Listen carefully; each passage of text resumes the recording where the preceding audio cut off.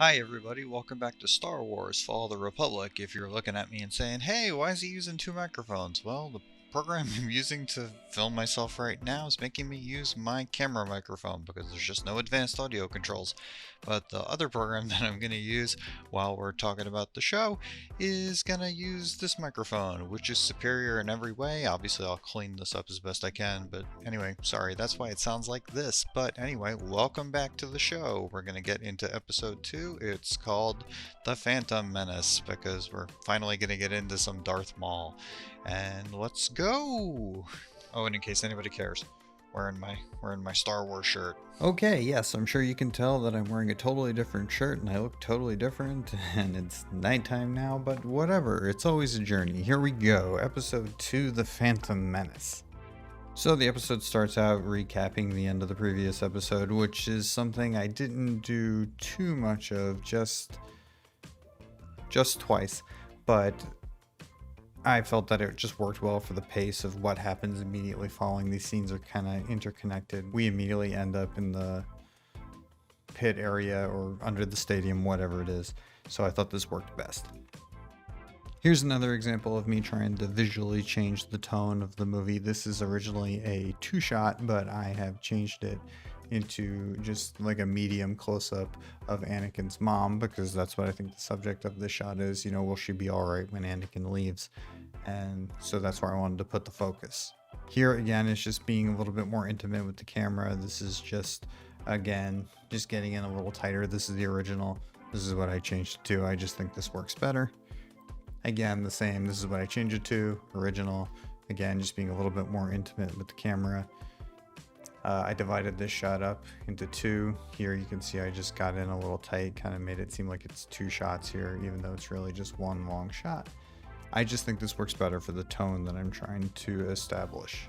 So here's the scene I decided to add back in. Again, I'm not working with the theatrical cut of the Phantom Menace. I'm using with the excellent Shadow of the Sith fan edit, and it just saved me a ton of time. But this was one of the scenes I felt needed to come back in. You can see it still could use some work from a color standpoint. Color corrections, not really my strong area. But you can see we got a few different tones going here between Qui-Gon and Anakin leaving, and then this bit that needs more help correcting. And then when we see Darth Maul leaving his ship, you see there's like yet a third color, and I guess they're all in slightly different places on the same planet, but it doesn't all quite match. Even if you just go back from Darth Maul to Anakin leaving his mom, it's just a little different, but what are you gonna do? So this is just another example of trying to change the tone visually. This is the original shot. I changed it to this. I just don't know who that lady is over on the right. I know she's in a lot of the movies, but I just don't feel like she ever says anything, and I just feel like this is stronger. I like having the Trade Federation peeking there in the background. I know he's in both shots, obviously, but I just think this is stronger. So here I needed to create a new establishing shot, and I needed it to match the time of day. So what I did was I just kind of zoomed in here, because I can never decide which one of these spires they're supposed to be in. And I kind of feel like the room they're in looks more like the top of one of the small spires and not the main spire in the center, but I've never really been sure.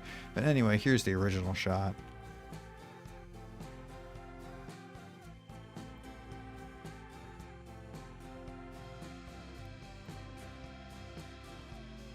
So I just changed it so it kind of matched the previous shot and then the next shot. And I feel like those oranges are pretty consistent. No, it works well enough. And just here's me just shortening the scene and just getting right on with things. And again, just getting in a little bit tighter often here on the scene, trying to give the queen her moment. Here's my shot, original, and that's what I changed it to. Again, same thing, my shot, original, my shot. Again, you know, this scene seems pretty important. I thought we could get in a little closer. You know, this is Mace Windu saying no, he will not be trained. You know, just getting in a little bit tighter. You know, just seems like an important moment. The guy with the long neck has a weird smile on his face.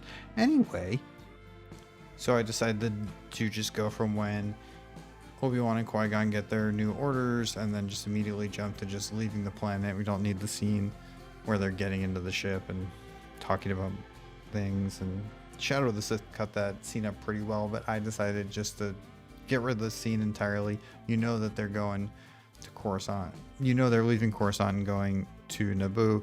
I think that's clear. So just have them, go to hyperspace, immediately cut to the meeting on the ship, and then immediately after the meeting's over, it always takes a while for ships to land in the Star Wars prequel, so I just try to have it go as fast as possible, just going from space right to where they're going to land, because there's usually like several sequences of like high orbit, coming out of light speed, high orbit, low orbit, where are they going to land, then another shot, and it's just, I just like to keep the pace going. We haven't really talked about Jar Jar Binks much because, well, frankly, there's not much to talk about. Shadow of the Sith basically cuts him out of the movie, and I cut him out even more just because of tone and timing and just the pace I'm trying to establish. Another thing that I cut out is, I meant to talk about in the previous episode, is Qui-Gon establishes with Boss Nass that Jar Jar owes him a life debt, but like it never comes up again in the movie. Like there's no scene where Jar Jar saves Qui-Gon's life as far as I can remember. He doesn't even navigate the ship that he said he was going to navigate, or that Qui-Gon said he was going to navigate. I cut all that out too. So I just think this works better. Now he's just like a guy who was there and just kind of, whenever people asked him to do stuff, he just kind of did it and he just kind of goes through. We just whip through. Again, just jumping right from here to here. Don't hear Boss Nass say Jar Jar is going to be a general, because it never comes up. It doesn't matter. Just jump right over here to the meeting. And I cut this meeting a little shorter. Darth Maul doesn't actually get to say that one little line. I don't know if Darth Maul has like any lines between Shadow of the Sith and between my additional cuts. I think all his lines are just gone. I don't think anybody even ever says his name. Again, just trying to keep the pace going. Okay, so here in this bit, Shadow of the Sith cut out the bit. He has the bit where Obi-Wan falls, but he got rid of the bit where Darth Maul falls and Qui-Gon follows him down. And I think, like, from a continuity standpoint, it feels like when Obi-Wan does his Superman jump back up, it looks like he's jumping more like to where they originally were, not to where they'd be in the middle. Anyway, it's gone in Shadow of the Sith, and so of course it's not in my edit either. The only thing I really changed is I flipped this second shot and I zoomed in a little bit when Darth Maul falls on the deck here, so he'd be standing on the same side of the screen as he is in the next shot. So I just think this all just kind of works a little bit better, and we can't even tell that we cut out the part where they fell. So here's where they get trapped behind the doors, and I did not include the bit where Darth Maul checks to see if he can lightsaber through the doors, because I feel like you don't need that bit of a breather here in the context of the finale of my television episode. We're just going to keep the pace moving. We're just going to go bang, bang, bang, bang, just keep moving. So here at Qui-Gon's funeral, I added these bells, this bell sound. Basically, every time there's a Jedi funeral during my 13 episode miniseries, I play this bell sound 3 times. It's actually from an episode of Tales of the Jedi. It's just kind of a theme throughout the show. You just keep hearing these funerals, a lot of funerals. But otherwise, it just kind of ends in the same place as Shadow of the Sith, except for I decided to dip to black and I just kind of stretched the music out to make that work before the credits come on. Duel of the Fates, just one of the few places where I decided not to do the traditional Star Wars wipe. So that's the end of episode 2. Just mostly cutting things just to keep the pace up, just to kind of keep things moving and to change that tone to get more of that current Star Wars TV tone that we're looking for. So I hope you're enjoying these videos. We got 11 more to go, and next time we're going to look at our 3rd episode, which draws all of its material from Tales of the Jedi. So we're going over to the 3D animation now, which presents totally different opportunities and just interesting stuff. So tune in next time. Looking forward to it.